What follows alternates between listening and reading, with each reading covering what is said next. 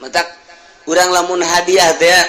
wa ila arwahi jami'il muslimin wal muslimat wal mu'minina wal mu'minat al ahya'i minhum wal amat min masyariqil ardi ila magharibiha wa min yaminiha ila shimaliha wa min qafin ila qafin dina tariqah mah wa min qafin ila qafin ti gunung Qaf datang ka gunung Qaf emang mana eta ditelitilah ku Nasrani jeung Yahudi selalu kiai-kiai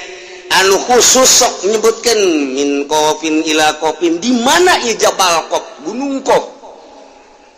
hese Nasrani jeung Yahudi mah meneliti Jabal Qaf tapi waliullah mah perkumpulanana di Lubnan Libanon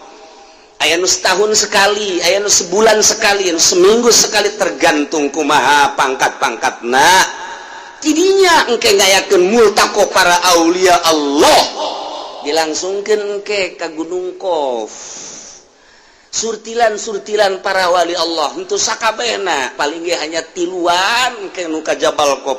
kapanggilan ke di itu mungkin jeung Kangjeng Nabi Khidir jeung Kangjeng Nabi Ilyas tidinya lah bakal aya di alam mana rentul engke jin kadeuleu malaikat kadeuleu urang mau nyaritakeun kos itu apa nya sobro sia kerja ditakeun alam tak kos kitu tah acan mun teu mungkin atuh mun saya mah datang ka dinya meureun pengertian